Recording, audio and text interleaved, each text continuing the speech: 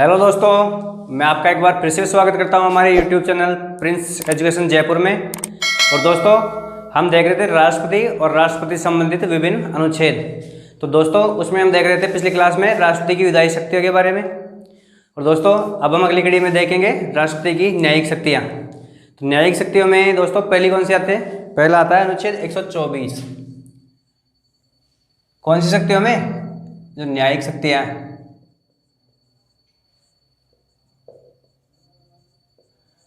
दोस्तों, जो राष्ट्रपति की कौन सी शक्तियाँ? न्यायिक शक्तियाँ।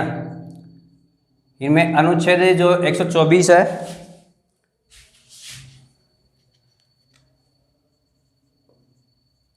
अनुच्छेद 124, ये दोस्तों किसके बारे में? तो दोस्तों, अनुच्छेद 124 है राष्ट्रपति की जो सुप्रीम कोर्ट के न्यायाधीश होते हैं उनकी नियुक्ति के बारे में, कि सुप्रीम कोर्ट के न्यायाधीशों की नियुक्ति कौन करेगा? राष्ट्रपति। लेकिन ये किसके अनुशंसा पर करेगा दोस्तों? तो ये करेगा जो कॉलेजियम सिस्टम होता है दोस्तों, जो सुप्रीम कोर्ट का कॉलेजियम सिस्टम। अगर आप नहीं जानते दोस्तों तो मैं बताता हूँ आपको। जो सुप्रीम कोर्ट के वरिष्ठतम न्यायाधीशों का जो एक पैनल होता है, जिसे क्या बोलते हैं हम? उसे बोलते हैं कॉलेजियम। तो कॉलेजियम क्या करता है? जो सुप्रीम कोर्ट और जो राज्य हाई कोर्ट होते हैं उनके न्यायाधीशों की एक लिस्ट बनाकर राष्ट्रपति को देता है, और उसी आधार पर राष्ट्रपति उनकी क्या करता है? नियुक्ति करता है। तो ये होता है कॉलेजियम सिस्टम। और उसी के आधार पर बाद में क्या होते हैं? सुप्रीम कोर्ट के और राज्य हाई कोर्ट के न्यायाधीशों की नियुक्ति होती है। दोस्तों, एक बार हमारी संसद ने ऐसा कानून बनाने की कोशिश की कि जिसमें संसद सदस्य, प्रधानमंत्री और विपक्ष का नेता और राष्ट्रपति, इनको मिलाकर क्या एक पैनल बनाया जा रहा था। तो वो क्या करेगा? सुप्रीम कोर्ट की जज की नियुक्ति करेगा। लेकिन इसे सुप्रीम कोर्ट ने क्या किया था? अवैध ठहरा दिया था कि आप ऐसा नहीं कर सकते, ये आपके संविधान का उल्लंघन करोगे आप ऐसा करके। तो इस चीज़ को सुप्रीम कोर्ट ने अवैध ठहरा दिया था कि आप इसके माध्यम से संविधान का उल्लंघन कर रहे हो दोस्तों। तो ये अपना अनुच्छेद 124 है जो राष्ट्रपति द्वारा किसकी नियुक्ति करे गए? राष्ट्रपति।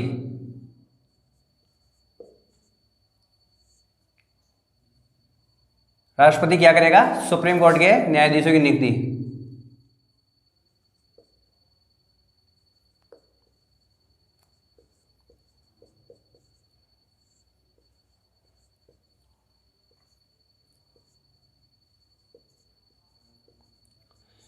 न्यायाधीशों की नियुक्ति कौन करेगा दोस्तों? राष्ट्रपति करेगा। और ये कैसे करेगा? नियुक्ति करने के लिए क्या करेगा? ये जो कॉलेजियम है,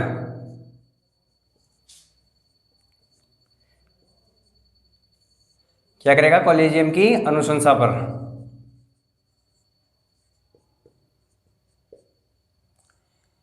जो कॉलेजियम है उसके अनुशंसा पर राष्ट्रपति सुप्रीम कोर्ट के न्यायाधीशों की नियुक्ति करेगा। और दूसरा कार्य क्या करेगा?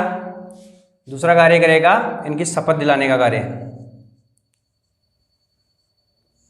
शपथ कौन दिलाएगा दोस्तों? शपथ भी इनको राष्ट्रपति दिलाएगा। लेकिन दोस्तों, होता क्या है कि व्यवहार में जो मुख्य न्यायाधीश है उसको तो राष्ट्रपति शपथ दिलाता है, लेकिन जो अन्य न्यायाधीश है उनको कौन दिलाएगा? उनको दिलाता है मुख्य न्यायाधीश। लेकिन संविधान में लिखा ऐसा गया है कि राष्ट्रपति या राष्ट्रपति द्वारा नियुक्त व्यक्ति। तो जरूरी नहीं कि वो सुप्रीम कोर्ट का न्यायाधीश ही हो जो अन्य न्यायाधीशों को शपथ दिलाए। ये क्या करेगा? राष्ट्रपति ये किसको शपथ दिलाएगा? सुप्रीम कोर्ट के न्यायाधीश को। ये जो मुख्य न्यायाधीश है,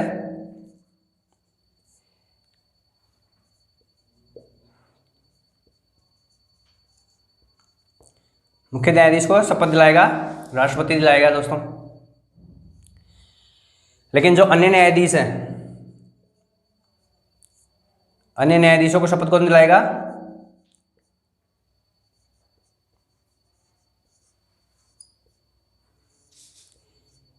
दोस्तों, इनको शपथ दिलाएगा राष्ट्रपति या राष्ट्रपति द्वारा नियुक्त व्यक्ति।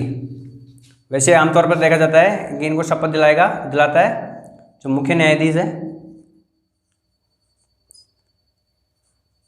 मुख्य न्यायाधीश।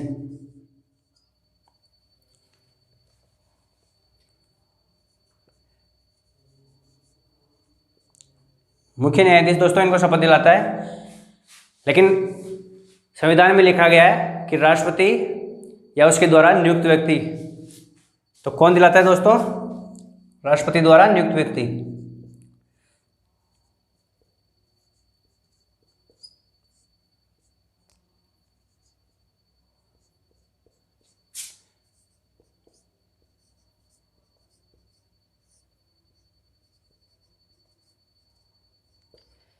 तो दोस्तों ये राष्ट्रपति द्वारा नियुक्त आमतौर पर किसको किया जाता है?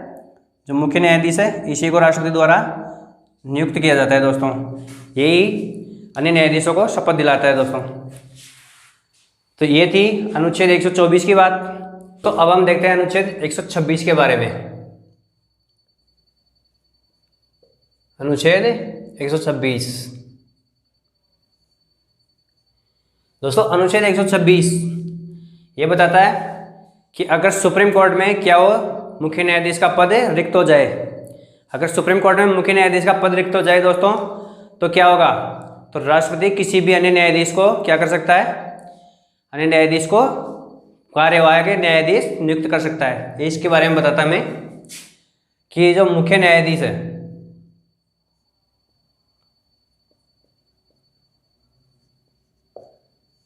जो मुख्य न्यायाधीश है, अगर इसका क्या हो जाए? पद रिक्त हो जाए।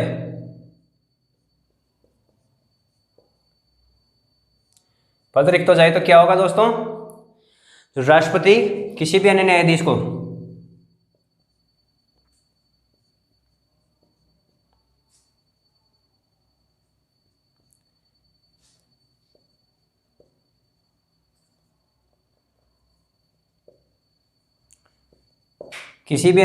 क्या करेगा?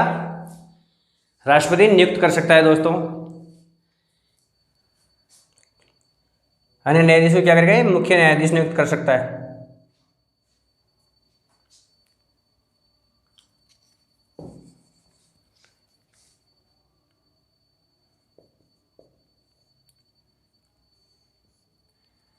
जो मुख्य न्यायाधीश बनाया जा सकता है राष्ट्रपति के द्वारा, अगर मुख्य न्यायाधीश का पद रिक्त होता है तो।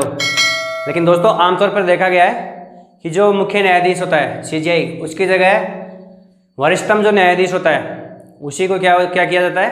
कार्यवाहक जो न्यायाधीश है वो बनाया जाता है। किसको? व्यवहार में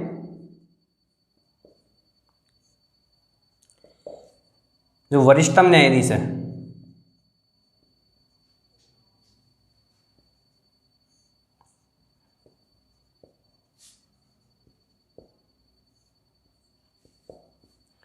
वरिष्ठतम न्यायाधीश को बनाया जाता है दोस्तों। लेकिन कई बार ऐसा भी हुआ है कि हमारे राष्ट्रपति ने किसी जो वरिष्ठ न्यायाधीश को छोड़कर डायरेक्ट जो उससे निचले क्रम के जो न्यायाधीश थे उनको मुख्य न्यायाधीश बना दिया गया। ऐसा भी देखने को मिला है दोस्तों। तो अब आते हैं दोस्तों हमें अनुच्छेद 130 की तरफ। अनुच्छेद 130।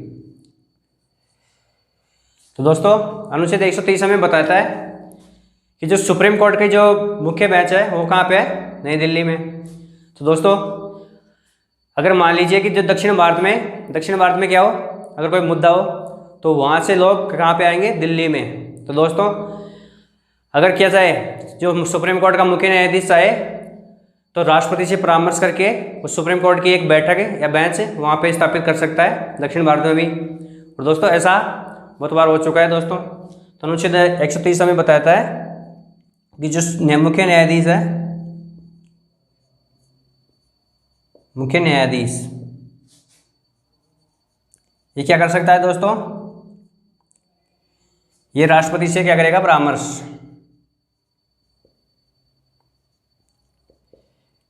राष्ट्रपति से क्या करेगा? ये मुख्य न्यायाधीश राष्ट्रपति से परामर्श करेगा।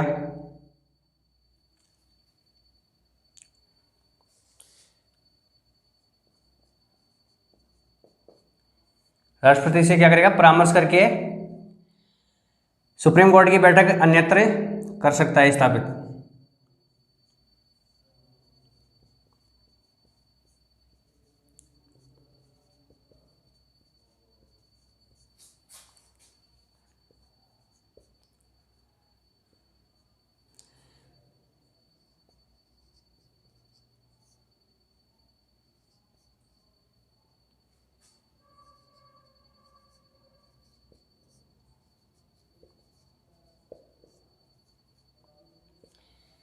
तो अनुच्छेद 123 हमें सुप्रीम कोर्ट की बैठक अन्य जगह पर या अन्य स्थान पर बुलाने के संदर्भ में बताता है।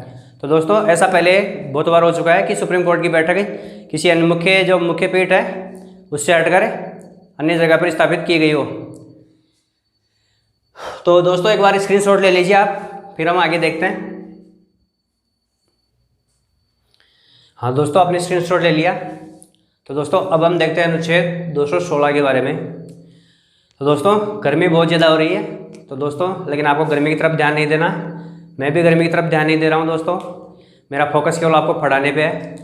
और दोस्तों आपको क्या चाहिए कि आपको केवल फोकस करना चाहिए पढ़ाई पे। क्यों दोस्तों? क्योंकि अगर आप पढ़ोगे तो अपने क्षेत्र का, हमारा और अपने माता पिता का, सभी का नाम रोशन करोगे दोस्तों। और हम आपको इस गर्मी में भी बेहतरीन से बेहतरीन कंटेंट देने की कोशिश कर रहे हैं दोस्तों, ताकि आपकी पढ़ाई क्या है सुचारू रूप से चलती रहे और आपका एग्जाम में सबसे बेहतरीन परफॉर्मेंस हो। तो दोस्तों आपको क्या करना है, हमें हमारे साथ कोऑपरेट करना है। तो दोस्तों इसी कड़ी में हम देखते हैं अगला अनुच्छेद 216। दोस्तों जो अनुच्छेद 216 है, दोस्तों अनुच्छेद 216 में बताता है कि राष्ट्रपति क्या करेगा। जो सुप्रीम कोर्ट इसमें और जो हाई कोर्ट है, इनमें न्यायाधीशों की जो संख्या का निर्धारण कौन करेगा? वो करेगा हमारा राष्ट्रपति। ये भी किसकी है दोस्तों? राष्ट्रपति की शक्तियां हैं। राष्ट्रपति क्या करेगा?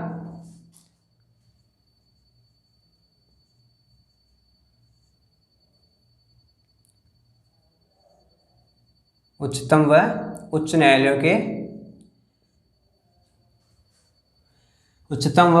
में संख्या का निर्धारण।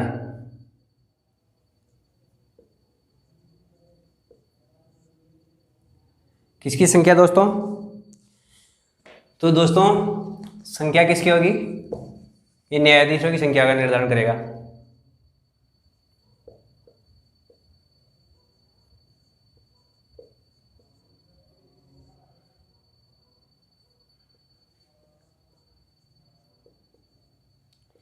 जो न्यायाधीशों की संख्या है दोस्तों, उसका निर्धारण करेगा राष्ट्रपति।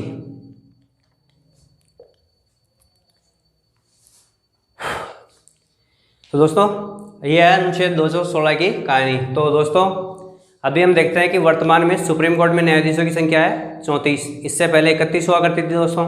तो समय समय पर इसमें चेंजेस आते रहते हैं दोस्तों। तो वर्तमान में कितनी है दोस्तों? वर्तमान में दोस्तों तो वर्तमान में है 34 मतलब 33 तो कितने हैं? 33 है जो अन्य न्यायाधीश प्लस में एक मुख्य न्यायाधीश।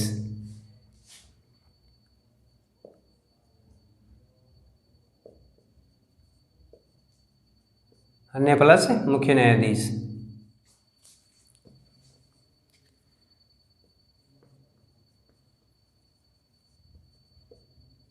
ये तो है दोस्तों वर्तमान में सुप्रीम कोर्ट में मुख्य न्यायाधीशों की संख्या। और दोस्तों वर्तमान में हमारे चीफ जस्टिस हैं CJI दोस्तों, वो कौन है? तो हमारे वर्तमान में जो CJI है वो है N वेंकटरमण।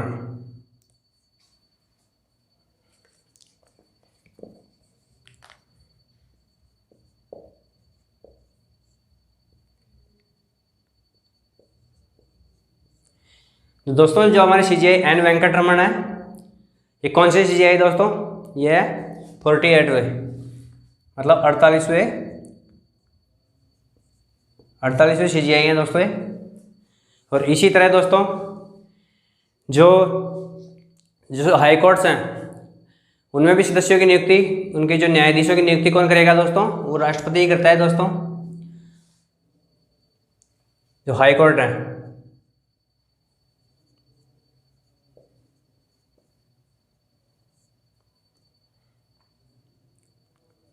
तो दोस्तों हाई कोर्ट में क्या करेगा राष्ट्रपति? जो न्यायाधीशों की संख्या का निर्धारण करेगा वो भी राष्ट्रपति ही करेगा, जो न्यायाधीशों की नियुक्ति का।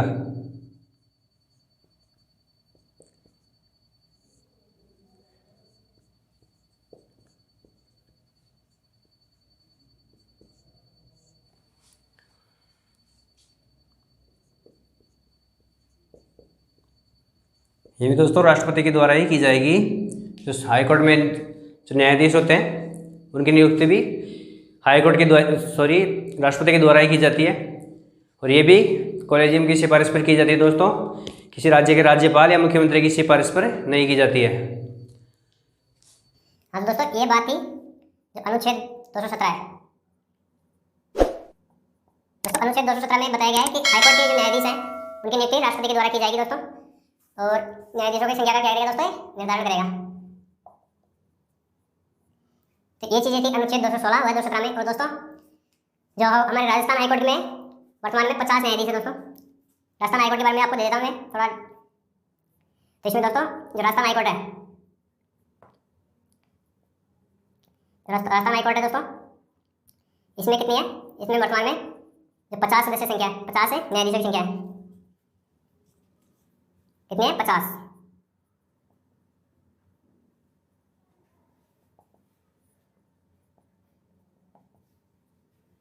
और दोस्तों जो कौन सा है, इंद्रजीत मोहंती।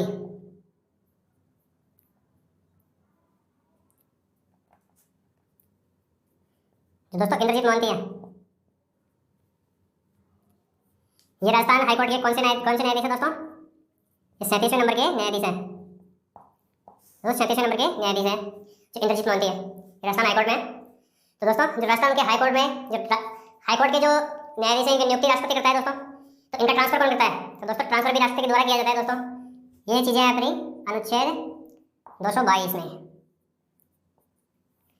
कि जो हाईकोर्ट के जो न्यायाधीश हैं उनका ट्रांसफर भी कौन करेगा, ये करेगा दोस्तों राष्ट्रपति। लेकिन किसके आधार पर दोस्तों, ये मुख्यमंत्री या राज्यपाल की सिफारिश के आधार पर नहीं, ये दोस्तों मुख्य न्यायाधीश होता है सुप्रीम कोर्ट का, उसी की सिफारिश के आधार पर करेगा। तो क्या करेगा, इनका ट्रांसफर जब स्थानांतरण है ये कौन करेगा दोस्तों, राष्ट्रपति करेगा।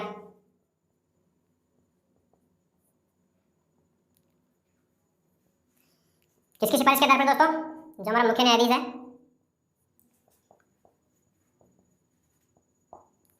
मुख्य न्यायाधीश की सिफारिश पर।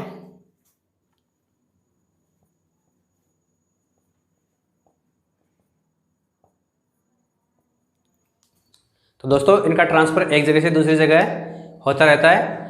तो ये सारा काम होता है दोस्तों राष्ट्रपति के द्वारा, और वो किसके आधार पर करता है दोस्तों, जो मुख्य न्यायाधीश है उसकी सलाह के आधार पर ये कार्य करता है। तो दोस्तों अब हम देखते हैं अनुच्छेद 72 के बारे में।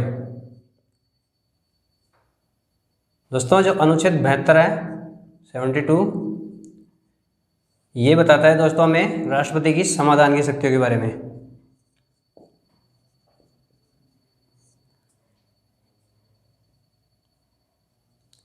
जो राष्ट्रपति की समाधान की शक्ति है दोस्तों, इसके बारे में बताता है कौन सा अनुच्छेद, अनुच्छेद 72। तो दोस्तों जो अनुच्छेद 72 है ये बताता है राष्ट्रपति की समाधान की शक्ति के बारे में। और समाधान की शक्ति में दोस्तों मुख्य है दोस्तों दया याचिका।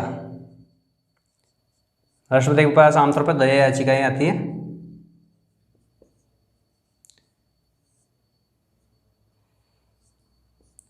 तो इसमें दोस्तों ये 4 प्रकार से इनका निपटारा कर सकता है दोस्तों। सजा को क्या कर सकता है, माफ कर सकता है।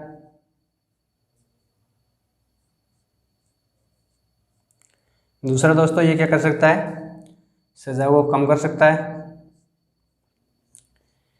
एक और होता है दोस्तों सजा की प्रकृति बदल सकता है।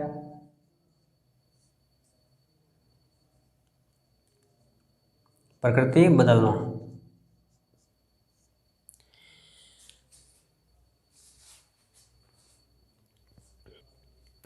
और दोस्तों एक कर सकता है सजा को स्थगित कर सकता है।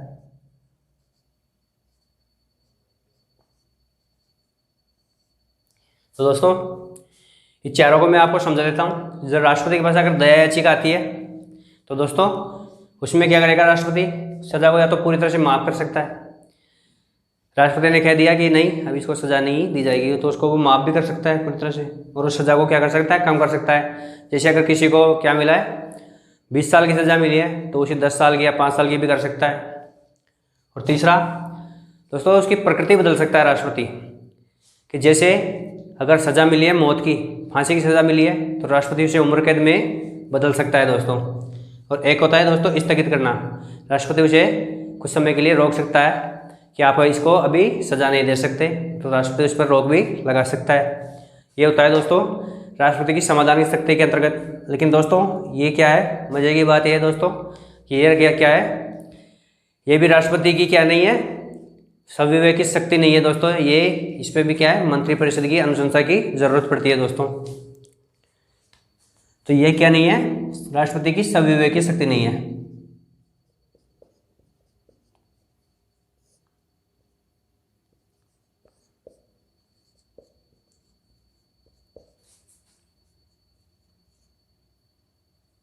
संविवेकी शक्ति नहीं है ये।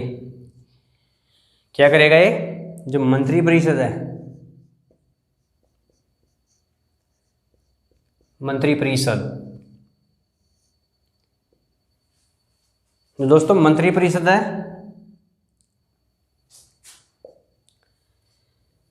जो मंत्रिपरिषद है दोस्तों उसकी सिफारिश पर ही इसको कार्य करना होगा।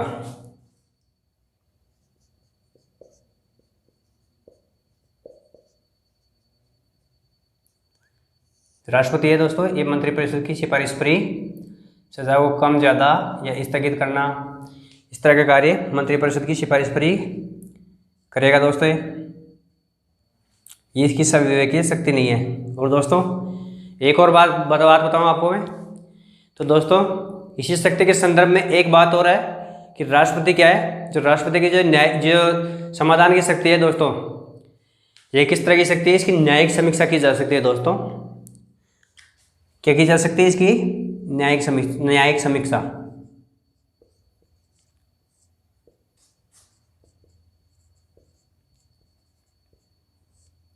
दोस्तों जो ये शक्ति है राष्ट्रपति की, इसकी क्या की जा सकती है दोस्तों, न्यायिक समीक्षा की जा सकती है समाधान की शक्ति की। मतलब इसको सुप्रीम कोर्ट में चुनौती दी जा सकती है, मतलब सुप्रीम कोर्ट इसका क्या कर सकता है, वो इस पर। तो दोस्तों राष्ट्रपति के इस निर्णय की जो समाधान की शक्ति है, इसका क्या की जा सकती है, न्यायिक समीक्षा की जा सकती है। मतलब न्यायालय इसको इसकी पुनर्व्याख्या कर सकता है कि राष्ट्रपति का ये नियमों के अनुरूप है, राष्ट्रपति ने जो सजा कम ज़्यादा की है या प्रकृति बदली है, ये नियमों के अनुरूप किया नहीं है। दोस्तों ये आपका जो नीचे दिखाई नहीं दे रहा था, ये मैंने अब ऊपर लिख दिया है स्थगित। तो ये थी दोस्तों हमारे अनुच्छेद 72 की कहानी। और दोस्तों एक बार मैं इन्हें एक बार और बता देता हूँ कि जो अनुच्छेद 216 है, इसमें क्या कर सकता है, जो राष्ट्रपति उच्च न्यायालय व उच्चतम न्यायालय के न्यायाधीशों की संख्या का निर्धारण करेगा दोस्तों। और जो अनुच्छेद 217 है, इसमें क्या करेगा, जो हाईकोर्ट के जो हाईकोर्ट के मुख्य न्यायाधीश व न्यायाधीश है, उनकी नियुक्ति करेगा दोस्तों। और ये करेगा मुख्य न्यायाधीश की सलाह पर, जो सुप्रीम कोर्ट का मुख्य न्यायाधीश है उसकी सलाह पर दोस्तों। और जो अनुच्छेद 222 है, इसमें क्या करेगा, राष्ट्रपति जो हाई कोर्ट के जो जजेज हैं उनका स्थानांतरण कर सकता है नेतृत्व स्थान पे, यह है अनुच्छेद 222 में, और वह भी मुख्य न्यायाधीश की सिफारिश पर करेगा दोस्तों। और इसके अलावा जो समाधान की शक्ति है दोस्तों, इसमें राष्ट्रपति क्या कर सकता है, एक तो माफ़ कर सकता है सजा को, एक कम कर सकता है, एक उसकी प्रकृति बदल सकता है, और एक इसको स्थगित कर सकता है। तो दोस्तों ये चीज़ें मैंने आपको पहले डिफाइन की है। लेकिन ये भी क्या है दोस्तों, राष्ट्रपति की संविवेकीय शक्ति नहीं है, और ये भी न्यायिक समीक्षा के अंडर में आती है दोस्तों। तो दोस्तों इसका स्क्रीनशॉट ले लीजिए आप, फिर हम आगे देखते हैं। हाँ तो दोस्तों आपने स्क्रीनशॉट ले लिया दोस्तों, और हम राष्ट्रपति की न्यायिक शक्तियों के बारे में पढ़ रहे हैं दोस्तों। तो आप इन्हें ढंग से पढ़िए ताकि आपको बार बार पढ़ने की जरूरत ना पड़े दोस्तों। इसी कड़ी में अब हम चलते हैं अगले अनुच्छेद की तरफ, जो कि राष्ट्रपति की न्यायिक शक्तियों से संबंधित है दोस्तों।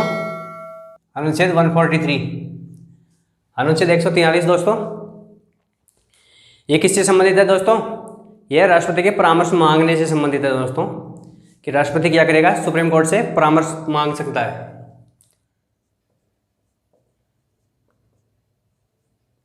जो राष्ट्रपति है ये क्या करेगा, जो सुप्रीम कोर्ट है हमारा,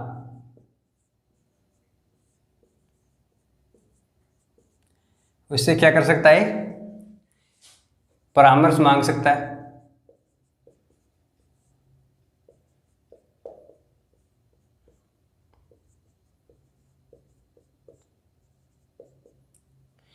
तो दोस्तों ये सुप्रीम कोर्ट पे है कि वो दे या ना दे, कि परामर्श दे या ना दे।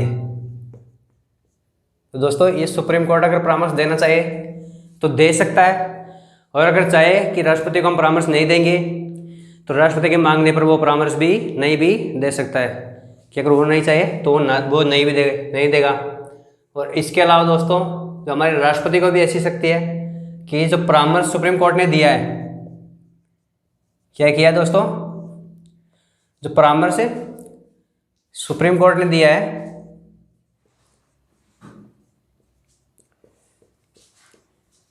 सुप्रीम कोर्ट ने जो परामर्श दिया है दोस्तों, उसे क्या कर सकता है, ये माने या ना माने।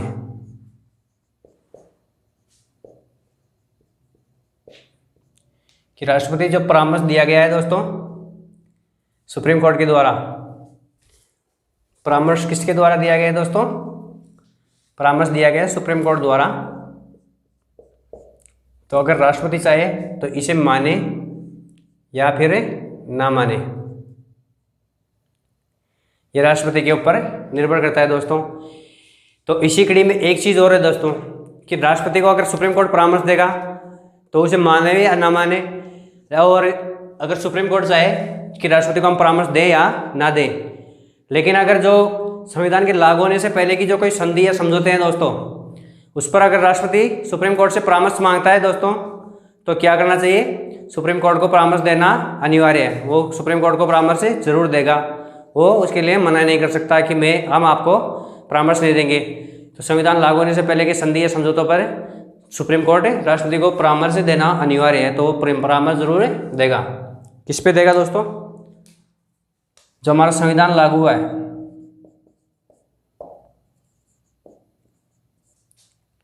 संविधान के लागू होने से पहले।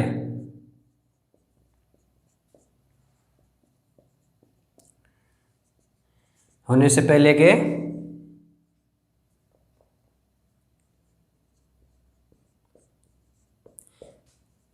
संधि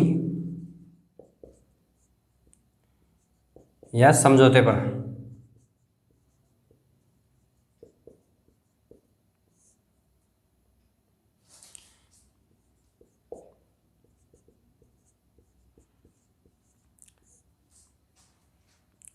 जो हमारा सुप्रीम कोर्ट है वो क्या करेगा, परामर्श उसको देना ही पड़ेगा।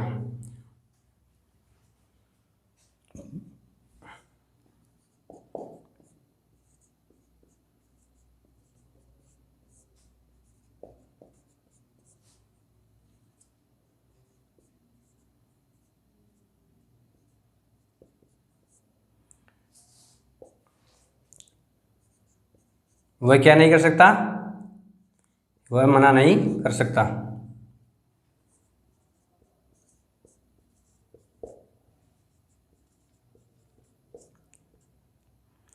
तो दोस्तों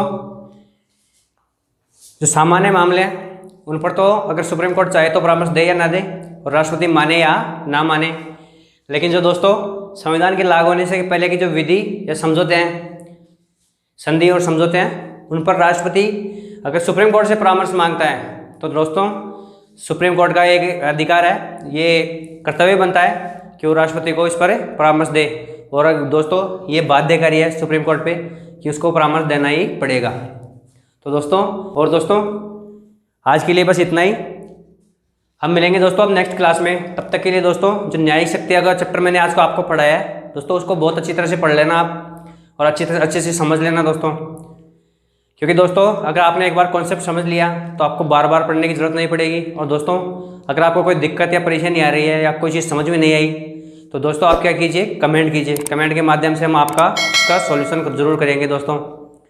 तो दोस्तों वीडियो को ज़्यादा से ज़्यादा लाइक, शेयर एंड सब्सक्राइब जरूर कीजिए दोस्तों, और मिलते हैं नेक्स्ट क्लास में। तब तक के लिए थैंक यू वेरी मच।